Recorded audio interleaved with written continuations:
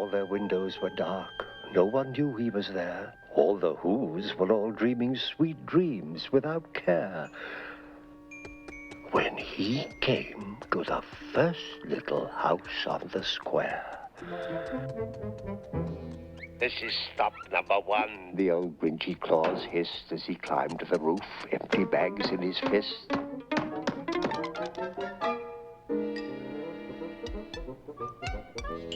Then he slid down the chimney, a rather tight pinch, but if Santa could do it then, so could the Grinch. He got stuck only once, for a minute or two. Then he stuck his head out of the fireplace flue where the little Who stockings hung all in a row. These stockings, The Grinch are the first things to go. Then he slithered and slunk with a smile most unpleasant around the whole room, and he took every present. Popguns, pampooners, pantoofas and drums, checkerboards, bistlebinks, popcorn and plums. Then he stuffed them in bags. Then the Grinch very nimbly stuffed all the bags one by one up the chimney.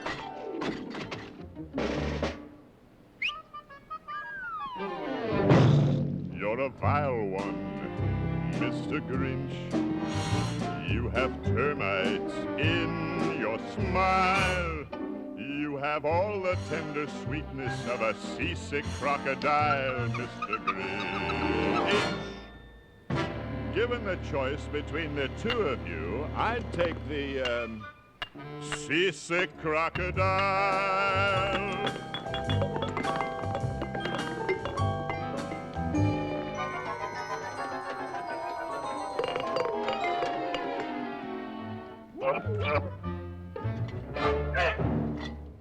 You're a rotter, Mr. Grinch. You're the king of sinful sots. Your heart's a dead tomato splotched with moldy purple spots, Mr. Grinch. You're a three-decker sauerkraut and toadstool sandwich with arsenic sauce.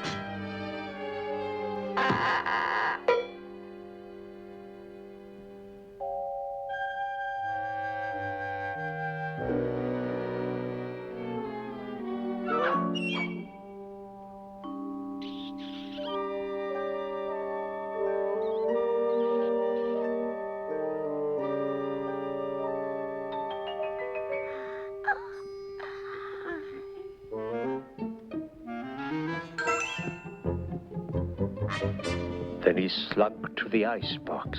He took the Who's feast. He took the Who pudding. He took the roast beast. He cleaned out the icebox as quick as a flash. Why, that Grinch even took the last can of Who hash. Then he stuffed all the food up the chimney with glee. Now, grinned the Grinch, I will stuff up the tree.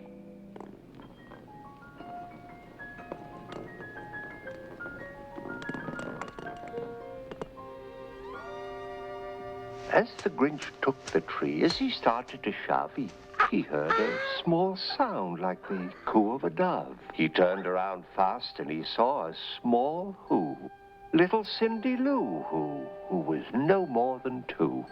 She stared at the Grinch and said, Santa Claus, why? Why are you taking our Christmas tree? Why? But you know, that old Grinch was so smart and so slick. He thought up a lie, and he thought it up quick. Ay, my sweet little tot, The fake Santa Claus lied. there's a light on this tree that won't light on one side. So I'm taking it home to my workshop, my dear. I'll fix it up there, then I'll bring it back here. And his fib fooled the child. Then he patted her head and he got her a drink and he sent her to bed. And when Cindy Lou Who was in bed with her cup, he crept to the chimney and stuffed the tree up. Then he went up the chimney himself, the old liar, and the last thing he took was the log for their fire. On their walls he left nothing but hooks and some wire.